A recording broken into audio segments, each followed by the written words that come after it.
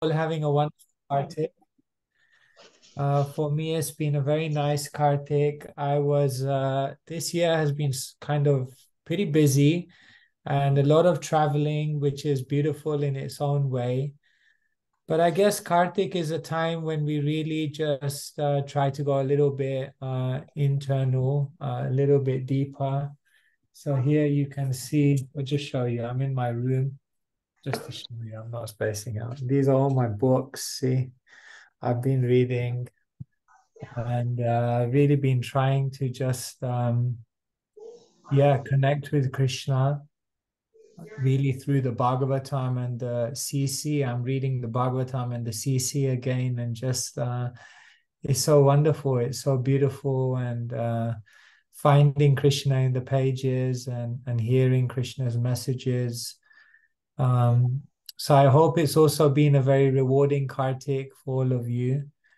Srila Prabhupada in the early 70s, he actually took all the devotees to Vrindavan, and he said that, yes, we must spend Kartik in Vrindavan. And there every day, Srila Prabhupada was speaking from Bhakti Rasamrita Sindhu, or the Nectar of Devotion, and inspiring all the devotees to go deeper in their bhakti, in their devotional service. So yeah, it's we need these times of the year when we just really try to put some extra energy into our spiritual nourishment. So I hope it's happened in some way for all of you. And if not, there are 5 days, the final 5 days of Kartik, Bhishma Panchaka, so you can also take advantage of that. So I'll say some prayers, and then if some things appear on the chat, then I'll respond to that. Otherwise, we'll have to work out something else. Krishna will inspire, I'm sure. Mama Jnanatimirandhasya Jnananjana Chakshurunmilitam Yena Tasmai Shri Gurave Namaha Shri Chaitanya Manobhishtam Stapitam Yena Bhutale Swayam Rupa Kadamayam Dadati Swapadantikam Vandeham Shri Guru Shri Yuta Padakamalan Shri Gurun Vaishnavamscha Shri Rupam Sagrajatam Sahagana Raghunathanvitam Tam Sajivam Sadvaitam Savadhutam Parijana Sahitam Krishna Chaitanya Devam Shri Radha Krishna Padan Sahagana Lalita Shri Vishakhanvitamscha He Krishna Karuna Sindhu Dinabandhu Jagatpate Gopesha Gopika Kanta Radha Kanta Namostute Tapta Kanchana Gaurangi Radhe Vrindavaneshwari Vrishabhanu Sute Devi Pranamami Hari Priye Vancha Kalpatarubhyascha Kripa Sindhubhya Evacha Patitanam Pavanebhyo Vaishnavebhyo Namo Namaha Shri Krishna Chaitanya Prabhu Nityananda Shri Advaita Gadadhara Shrivasadi Gaura Bhakta Vrinda Hare Krishna Krishna Krishna Hare Hare Hare Rama Rama Rama Hare Hare Srila Prabhupada ki jai. All right. All right. The questions are coming in now. All right. Then let's look at some of these questions. All right. SB7 says, oh, okay. All right. So someone has directly messaged me and asked, how do we really listen to what is being said by Srila Prabhupada? Thank you so much. That's such a beautiful question. So let's explore this. Yes, every day we are hearing from Srila Prabhupada, but you may notice that sometimes we hear, but our mind is completely in a different place. So the first way to really listen to what Srila Prabhupada is saying is to be in a space of attentiveness. Just that's probably the most basic thing. Some of you may have had the experience of reading Srila Prabhupada's books, and maybe after one page thinking like, I don't remember anything. I just read on that page, and then you have to go back and read it again, because sometimes our mind is just in so many different places. And therefore, what we always recommend is before you do reading or hearing, make a checklist, make sure the environment is right, make sure your consciousness has arrived in the place, do some prayers like that, and make sure you turn all other distractions off. Try not to do anything else while you're reading or while you're hearing. Try to be fully present. That's the first thing. So the first thing in hearing Prabhupada is to bring your physical attention. But then you have to bring your mind also there. You have to bring your mind there means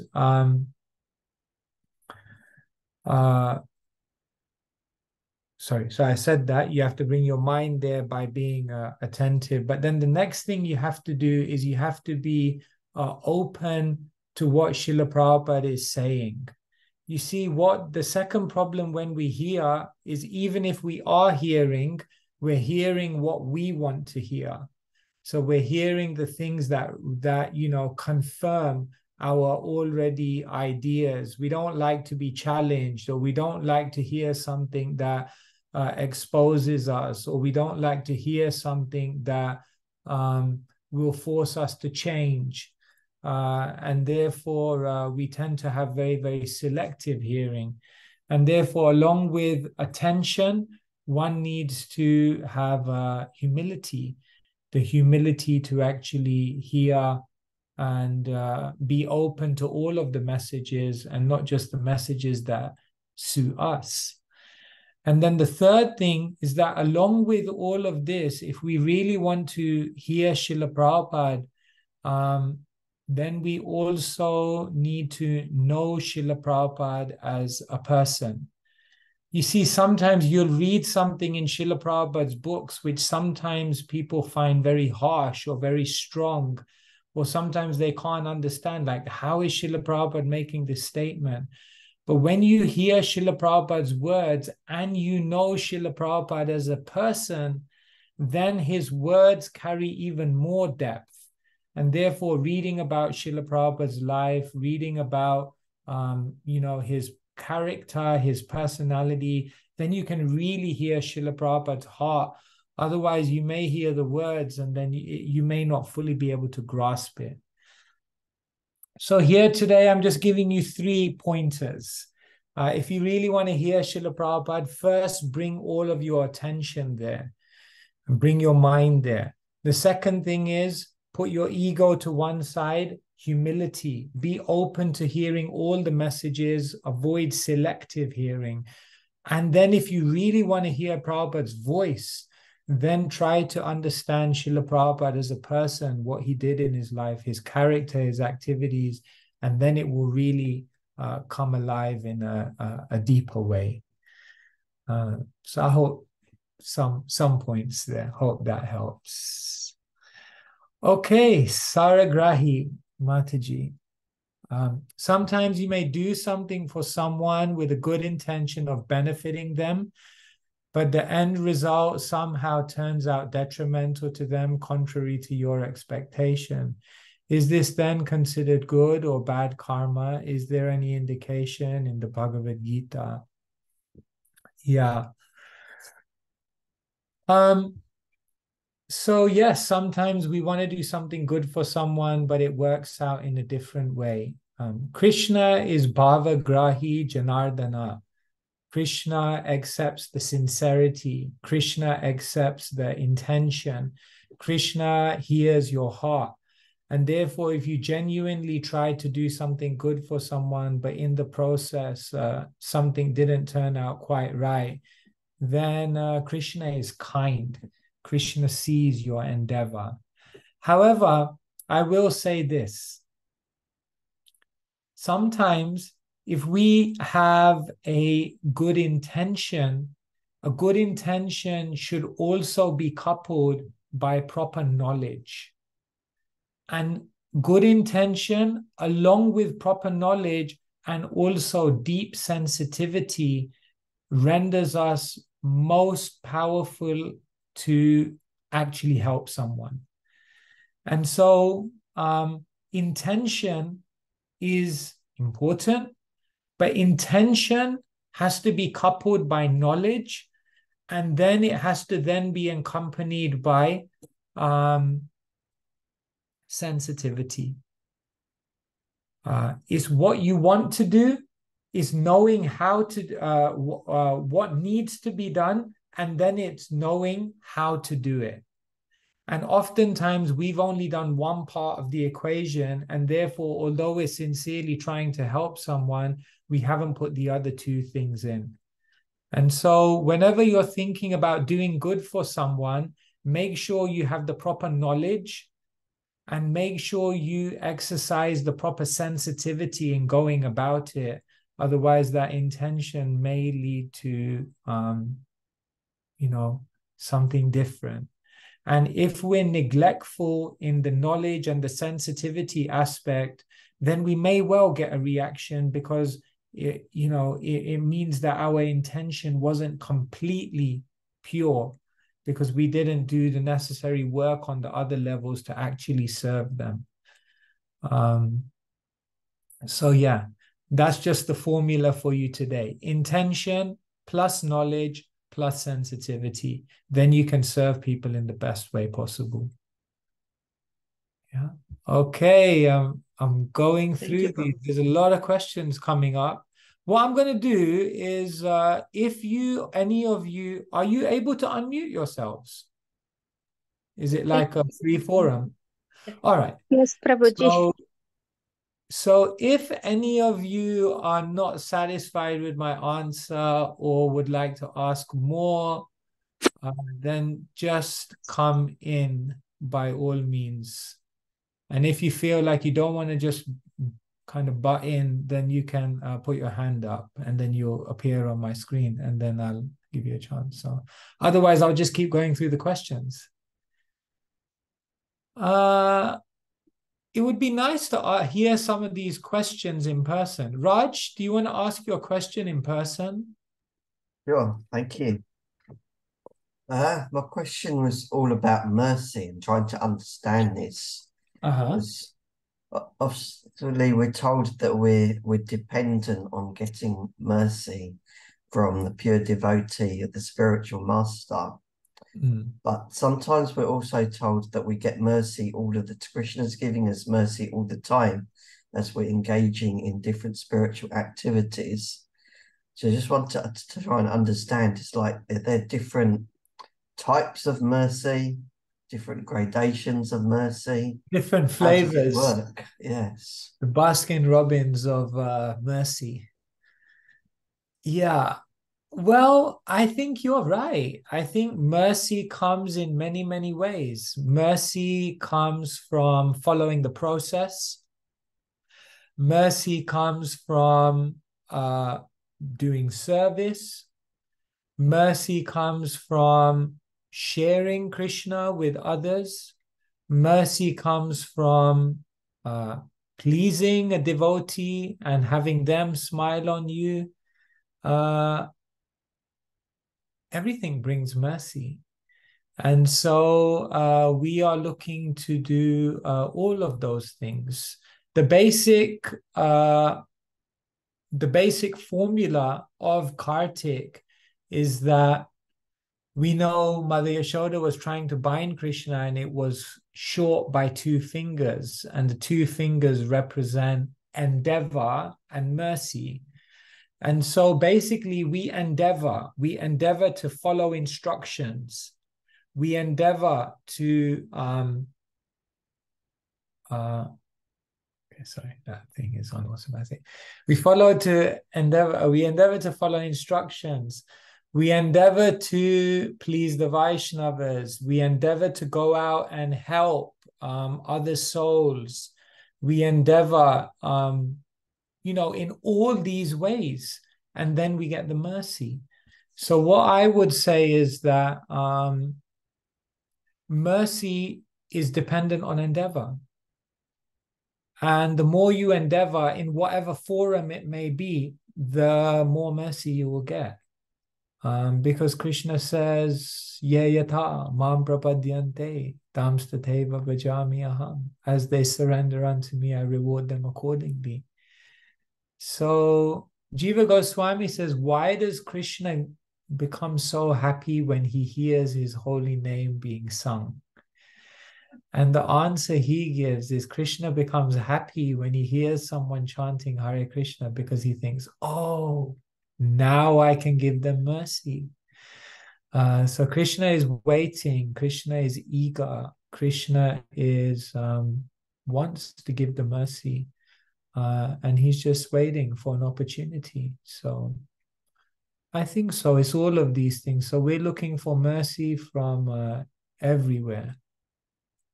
Does that help? It does, but it leaves a doubt in my mind, because... Tell me, what's your doubt? Because we're told that we cannot cross that ocean to Goloka Vrindavan unless we have the mercy of the spiritual master. And we have to endeavor to serve and follow the instructions of the spiritual master. So is that a different type of mercy than the mercy we get from all of the other activities? Or is it all ultimately coming through him anyway?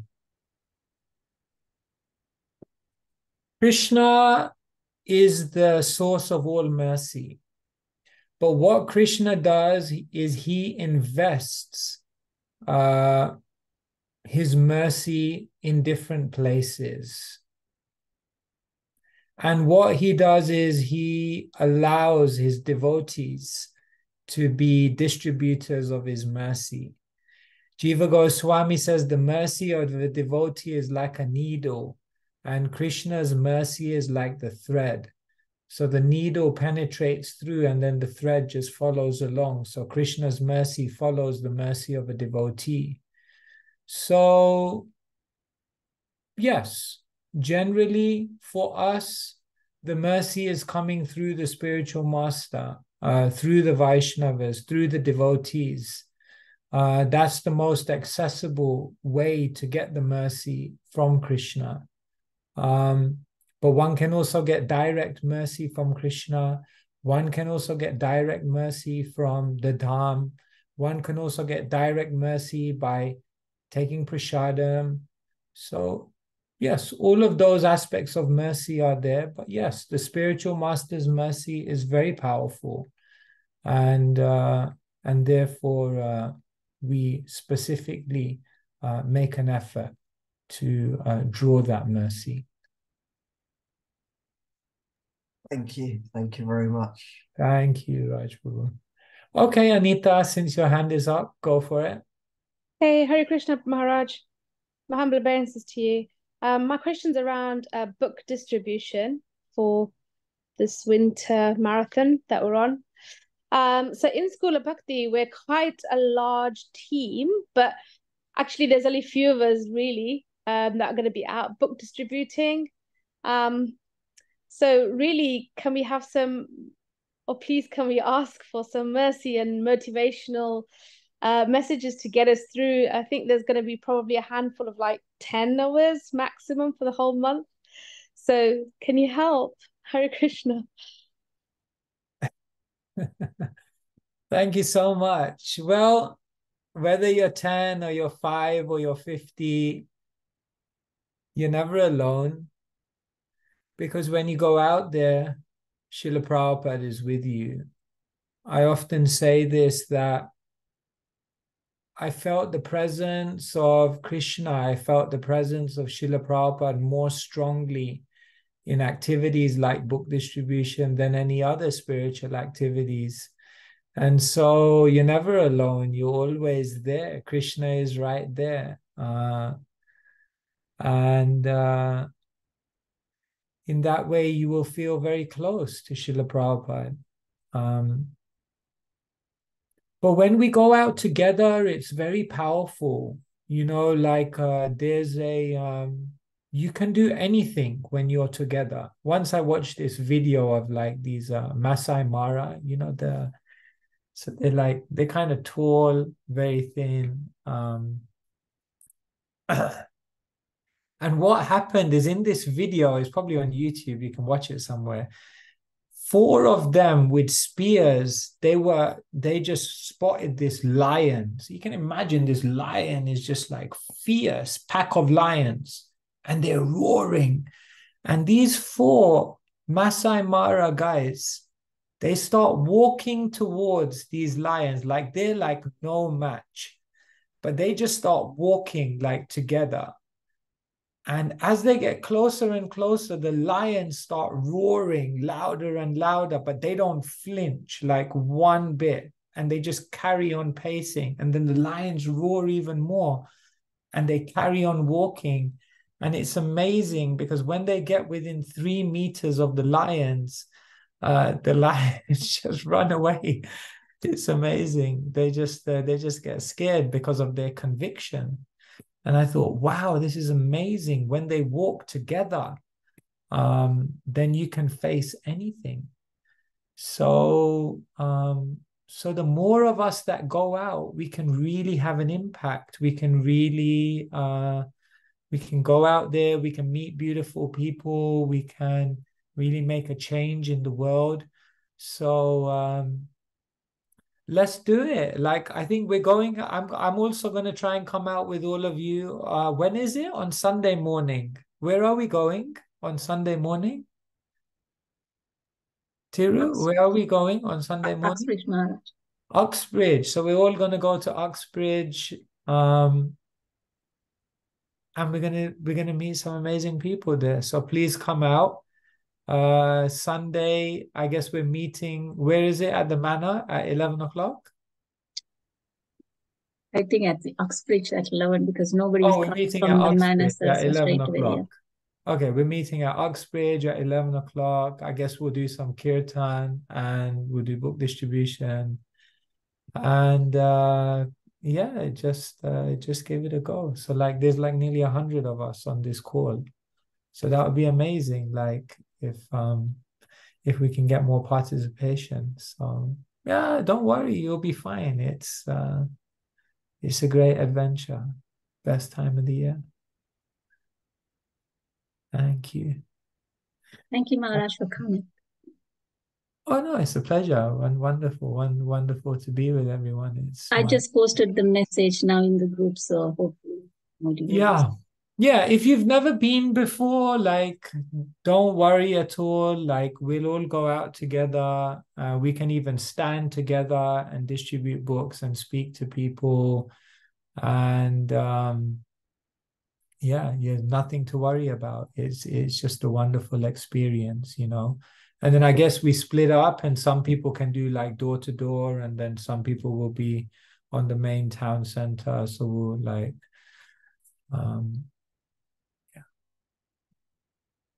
okay. CVP. Do you still play mridanga during kirtans or harinam? Do I still play mridanga? Yeah, I play mridanga. I'm not a very good mridanga player. I can squeeze out a few beats. And years ago, I tried to learn mridanga properly from someone called Bablu. So Bablu, he's from Vrindavan. He actually learned in the line of Narottam Das Thakur. So So we learn all the mantras and all the different beats, and it's actually an incredible science. He was playing mridanga for like practicing 10 hours a day for many, many years. So yeah, mridanga is a whole science, but me, I play a little bit, hold the beat. Not that amazing, but yeah, it's a wonderful thing. And I would encourage everyone on the call, like it's so beautiful if you can learn instruments. The name for India is Bharat. Bharat has different meanings, but one of the meanings of Bharat is Bha. Bha stands for Bhav, which means emotion. Ra stands for Rag, which means melody. And Da stands for Tal, which means beat. So one of the meanings of the name Bharat or India is the land where spiritual emotion is expressed through melodies and beats. And therefore is really the land of music, the land of expression. And when you can learn to play mridanga or harmonium, and then you can just sing at home by yourself. And I used to tell devotees that this was one of my daily habits, to just sing for Krishna alone with like no one else around. And it's very, very beautiful because you can just be very personal with Krishna and very devotional. So you can try it out. Yeah, CVP. Who is CVP? I'm wondering. Hare Krishna, Ketan. Ketan? Okay, Hare Krishna. Hare Krishna. Nice to see. It's a very simple question. Is Madanga, because I remember you playing years ago in Harrow Jamming. Oh my God, that's going like Harrow Jamming means going 26 or 27 years back. Oh my God. Okay. Yeah, I want to ask two related questions if we have time and I'm allowed. Sorry, I can't turn my video on something not working. Sure, go for it. Yeah, is the instruments, is it good to play many different instruments, or should we be restricted? And if you're enjoying playing, are we supposed to be aware of that we're doing it for Krishna, or can you just do it and let it flow naturally when you're playing instruments and singing kirtan and enjoying? Yeah.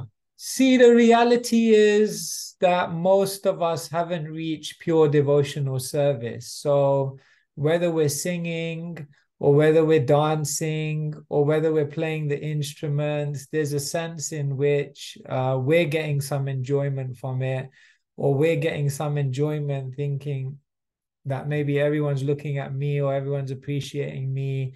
So these things are there naturally, that we are not 100% pure.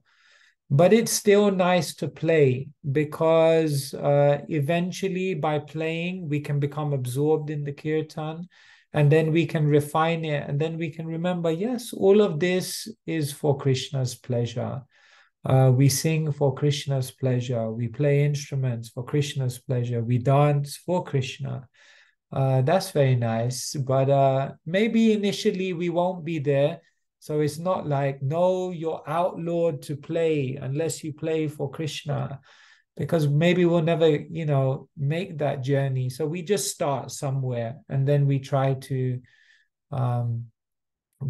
play for, in a spirit that, yes, this should be pleasing for Krishna, like that. Is that okay? Thank you very much, Prabhu. I have another question. Okay. What I'm going to do, Ketan, I'll come back to you just to give others a chance, because there may be. Yes, other people go. Yeah. Is that okay? Yeah. And then we'll come back to you. All right. Yes, Thiru, go for it. Sorry, Hare Krishna, Prabhu. The same theme on the book distribution. I just wanted to ask you a question. You know that we have a Sunday book table also at the manor. So when around this time, when we see the guests, how are we normally we don't approach them? If you can just give us something, like you know, like when we go door to door or on the street, we stop people, you know, but at the temple, I think we need to be a bit cautious as well, because we won't the temple, we are not, you know, people have already come. Many of them have the books. Many are, you know, already participating. But it's always nice to have the books there. And what I would say is in the temple, just have conversations with people and just see where are they? How have they read the books? What are they reading? What are they finding difficult? If they've never read any of the books, then of course you can introduce the books. But if they're already coming to the temple, you know, that's already very, very good. So we don't want to be pushy, or we don't want to seem like we're just doing like a hard sell there, you know. So yes, I think just try to make friendships with people. Try to be concerned. Try to really just, whenever you meet someone at the temple, think they're already on the journey. Now, how can I serve them to help them make their next step?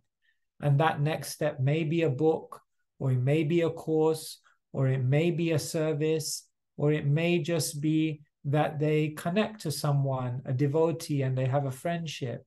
So just think, what is the next thing I can do for this person to take them on the step forward in their journey? And I think when you approach it like that, then you naturally, anyway, people will take books and, you know, but let it be more about their journey. And then when you're doing door to door and you're on, then it's a bit more clear. You're there for a purpose, you're distributing books, but it's the same on door to door. If you knock the door and you, oh, have you been to the temple before? Yes. Then you may not immediately just talk about the books. You may again see, like, how can we serve them and like that. So in all kinds of communication and sharing of Krishna consciousness, we just have to I say preaching means three things: be pure, be relevant, and be kind. If you do these three things, be pure, relevant, and kind, it will work. So, yeah, hope that helps. Yeah, Dharmini. Hare Krishna Maharaj. I'm quite new in book distribution. I found it bit hard to ask for the Lakshmi. Like we do preach and then we kind of gave, but when we asked for the Lakshmi, I found personally very hard, and especially if they no offer or anything. And we kind of, in my experience last year, that I even said like, oh, this book is for this much, or Bhagavad Gita is £5, the Krishna book is £10, like that. And they kind of take it, but they don't offer the Lakshmi, and I found really hard how and then you don't want to take the books back from them, and then at the same time, how to kind of handle this kind of situation. I really find that hard. Yeah. And I would also like to say thank you to Diru Mataji for, I know I'm in Cambridge, quite away from your Cambridge Sanghas, but locally we tried over here, but your messages are very inspiring. So thank you for all of your service. Oh, yes, very good. Well, the first thing is, Dharmini Mataji, the first thing is we should understand why we're asking for Lakshmi. We are asking for Lakshmi because first thing is, if that person donates something, then psychologically they have more value, and they've also done some seva. So then they will have more more ability to actually benefit from those books and read it, because they made some sacrifice to get them. So when we ask for the Lakshmi, we know the Lakshmi is not coming to us, it's not for our benefit, it's for their benefit. So like this, we should not be feel uncomfortable. It's for their benefit. It's another part of serving them, to allow them to render some service by asking. And then what I would say is, if you go out more with devotees, like if you come out with us on Sunday and you see how we approach it, then you'll understand the way to do it, whereby, you show the books, you explain that we don't sell them, but people make a donation. And then you kind of build up that conversation so that they have an appreciation for the book.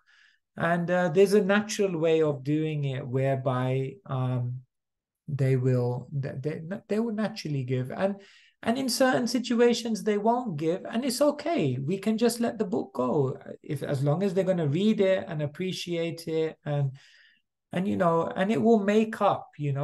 Sometimes what may help you in the beginning is if you just, whoever you're going out with, just ask for at least some sponsored books. So that, you always know in your back of your mind, these are sponsored books. If they don't give, it's okay. And a few like that. And then you'll find that it always balances out like that. So don't put too much pressure on yourself. Don't put too much pressure on others. We're not out there to make money. We're out there to give knowledge. But if they make a donation, that will be very good for them.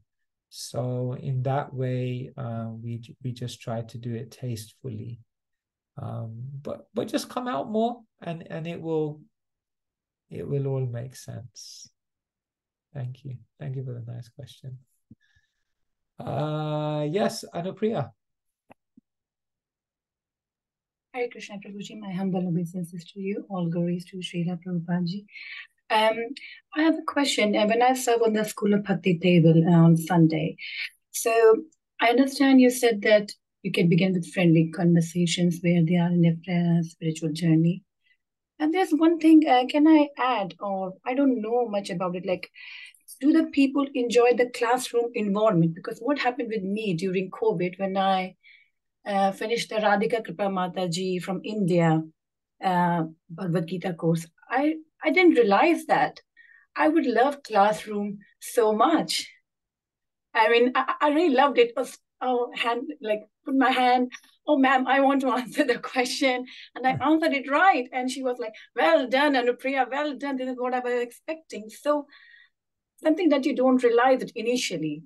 But when you ask people, probably that can trigger their memories back in the school days. Yes, they love the classroom environment and they would like to have again.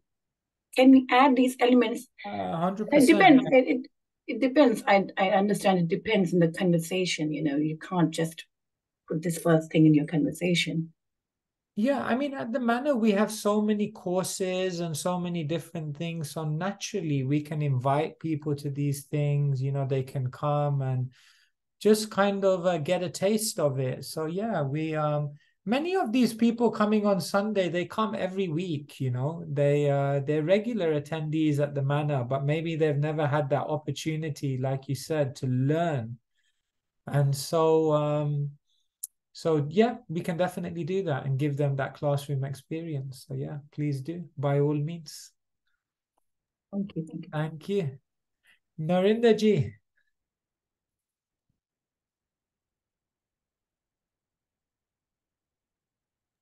Hare Krishna, Keshava Maharaj. Lovely to Hare see Krishna, you. nice to see you. You always light up the evening on a dark winter night. So absolute pleasure to be here. Yeah, Maharaj, just I guess, a bit sort of carrying on from some of the conversations already, in terms of trying to get more into the book distribution. Given the time of year and the appeal to the Western audience, is there any sort of, are there any themes from the Christmas theme in terms of, how we celebrate, it was the rebirth of Jesus, and how we can relate that to the Bhagavad Gita?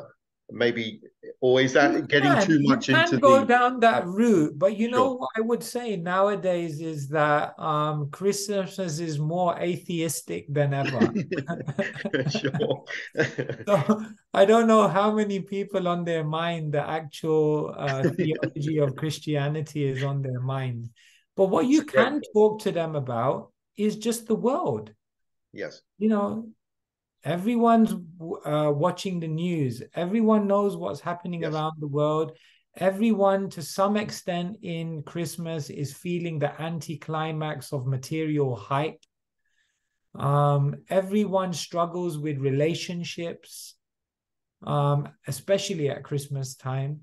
So if you pick up on the key themes here, like, for example, relationships, if you pick up on material kind of emptiness and vacuum in material achievements, if you pick up on themes of like finding unity in the world and peace and how we just have to have, you know, more harmony. If you pick up on themes like, you know, purpose and finding out what, you know, it's a new year and, you know, it could be a new change for you. Like, find your purpose, find what that amazing thing, so that when you wake up in the morning, you're inspired. These books will help you to find that purpose, which is the best alarm clock in the world. You know, like these kind of things, I think, are a more relevant way to approach it than talking about theology, because most people, like they said, you know, they just, religion for them is just like, it's I'm not so glad inspiring. you steered me on that, because yeah, I mean, I remember Away in the Manger and little sort of hymns sung at school, at primary school, and I thought, yeah, probably not going to encourage someone, you know, to but you're right, absolutely right. I thank you so much, Maharaj, and look forward to seeing you on Sunday, hopefully, if I can make it. Yeah, that would be great. It would be great to be out there together. That would be nice. Hare Krishna. Hare Krishna. Okay. There are like loads of questions here. There was one from Sonal Maharaj early on when we started. Maybe I can read it to you. Go for it. Sonal said, "Oh, Sonal, if you'd like to unmute and ask yourself, maybe." No, I can ask on her behalf. Sonal Mataji says, Hare Krishna, we listen to so many valuable instructions during lectures and associations. How can we put them into practice consciously, as there are so many faults in our daily functioning? Yeah, like, okay, let me give you a little bit of psychology. So in psychology, they say change goes through 4 stages. The first stage is unconscious incompetence. It means you're doing something wrong and you don't even know. The next stage of evolution is conscious incompetence. You're doing something wrong, but at least you know now. The next stage of evolution is conscious competence. You try to consciously act in the right way. And then you come to unconscious competence. You just start doing the right thing without even thinking about it. So you can't go from here to here immediately. You have to go through the steps for most people. So oftentimes you'll hear something in a class and it won't make you change the next day. But what it will do is it will change your values. It will change your vision. It will change your aspiration. And then what we try to do is we try to make small changes, you know, try to change your habits, try to change the way you function, try to apply different parts of Krishna consciousness one by one. You know, offer your food first and then keep Krishna, pictures of Krishna in different places, and then watch the way that you speak to other people. And one by one, you begin to refine yourself in terms of becoming more and more Krishna conscious. So think of developing Krishna consciousness like being a sculptor. Being a sculptor means you can't just overnight just go bang and, you know, create the whole sculpture. You have to chip away at different things, and then maybe you have to come back to a bit and adjust it more and sand it down, and then you have to work on this bit, and then you have to work on this bit. So Srila Prabhupada once he said, this human body is like a block of hardwood, and you have to carve Krishna out of it. So become a sculptor and start adjusting and chipping away and smoothing out and decorating different parts of your life one by one. And at the end of it, you'll look at your life and you'll think, oh my God, I became Krishna conscious over that time. Yeah. Hope that helps. Maharaj, there was a question from Indira Mataji, who's been joining a lot of our sessions for our daily Bhagavad Gita readings, and she reads very beautifully. So Mataji asked if you could elaborate on Bhagavad Gita 7.27. If all living entities are born with delusion, desire, and hatred, why has Krishna created such entities? Yeah, so in this verse is explaining that living entities are born with desire, delusion, and hatred. Why did Krishna allow that? Basically, man proposes, God disposes. So the idea is that we were all originally pure Krishna conscious entities in the spiritual world. But at one point, we desired to be independent of God and to enjoy in the material world. And so Krishna did not force us to come here, but Krishna created a situation by which we could be born into the material realm. And then once we enter the material realm, then what happens is that we pick up all of these material desires, we pick up all of these material conditionings, we pick up all of these material attachments. And then what happens is when we go through the process of reincarnation, we're born with those desires, those attachments, those conditionings. And so this desire, this delusion is something that is coming from us. We wanted it. And therefore Krishna gives us a body and a psychology by which we can live out those desires and those delusions. But then Krishna also gives us all the support and help to overcome those desires and those delusions. Hope that makes sense. Thank you, Maharaj. Thank you. Thank you, Maharaj. Sorry. Thank you, Maharaj. That's what I wanted to hear, wanted to know. And you explained it very well. Thank you so much. Hare Krishna. Thank you for your question, Indira. Thank you. Thank you. There was a question in the chat by Hare Krishna. I'm not sure if they want to come on unmute themselves and ask the question. If not, the question is nice because it ties into Damodar month. So Kartik, I'm sorry. And the question is, the Damodar Ashtakam prayers were written by Satyavrata Muni. Was this after Prabhupada left his body? And could you share something about this beautiful prayer?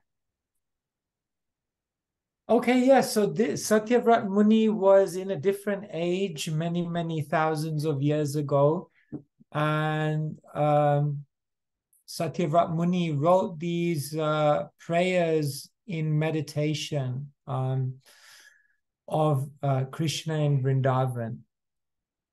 Now, Krishna and his relationship with Mother Yashoda is very, very unique because it's explained that this relationship is showing a completely different side to God. It's completely counterintuitive. Like God is the one who has everything. But in this pastime, God is showing that he's lacking something. God is the one who's in control of everything. But in this pastime, God is showing that he's controlled. God is the one who everyone and everything else fears. But in this pastime, God himself is becoming fearful. In God is the one to whom everyone is subservient. But in this pastime, God is becoming subservient to his devotees.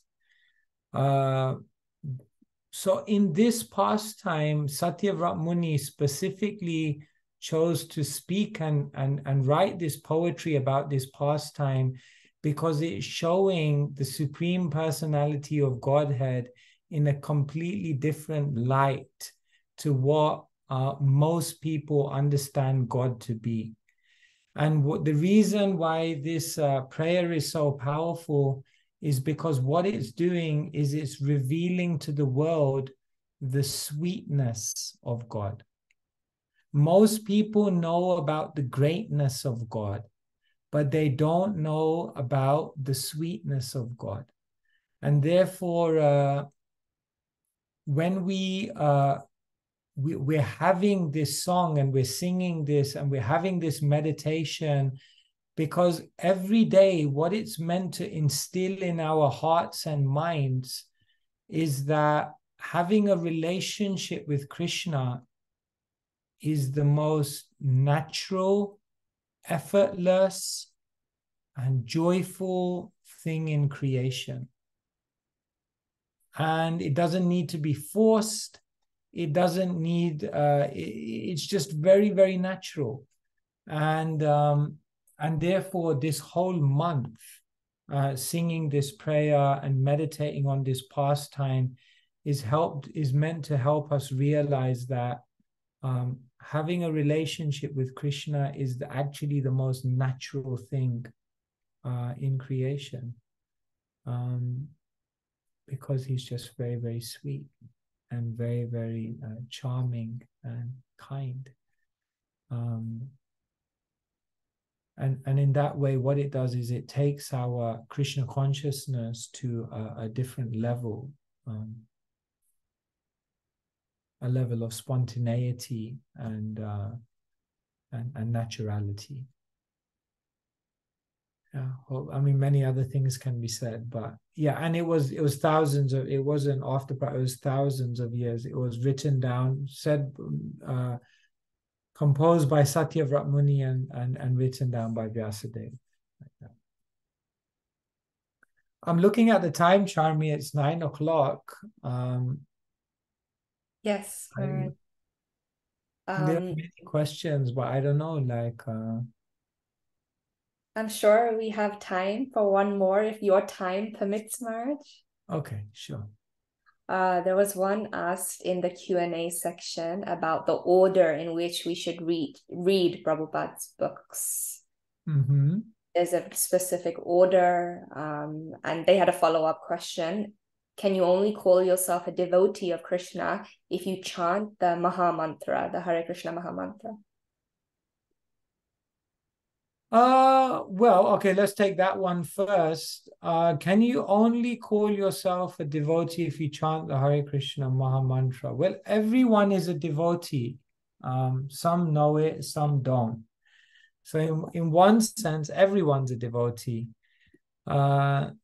So you don't really, in one sense, no one becomes a devotee because everyone is a devotee of Krishna, because everyone has love for Krishna in their heart. So I guess that's the highest level answer, that everyone's a devotee of Krishna. But then, when we're talking about a devotee and someone who's actively developing their relationship with Krishna, then you can't really be said to be actively developing your relationship with Krishna as a devotee if you don't chant, because chanting is said to be the yuga dharma, or the religious kind of spiritual process for this age. So high level answer is everyone's a devotee. Practical answer is that a devotee is someone who's developing their relationship or reawakening that relationship. And if they're reawakening, then they have to chant, because like that's like the most important thing in this age. And so every active devotee will chant a little bit every day, and then they'll hopefully go on to chant a lot. And then you're asking in what order we should read the book. So what I'm going to do is I'm just going to share my screen. So we kind of put a book together called Bhakti Life. And you can, I think this is available on my website, keshavaswami.com. And basically here you can see what I've done is I've made a table which helps you to understand which books you should read first and in what order you should read them. So if you go to this, you can get this. Bhakti Life is freely available, keshavaswami.com. Or you can take a screenshot of this while it's on the screen. And yeah, you could. This is one way. This is not the way, but this is one way. And like this, you can get through the books one by one, and then once you've read them all once, you can come back and read them all again. Okay. All right, everyone. I guess we could go on for a long time, but I think, yeah, I think time is going on, and we'll be meeting at the temple. So, yeah, by all means, please come along on Sunday if you can, Saturday if you can. Wembley Central. I grew up in Wembley, so please do go there. Wembley needs all of you there. And Sunday, looking forward to being out with all of you.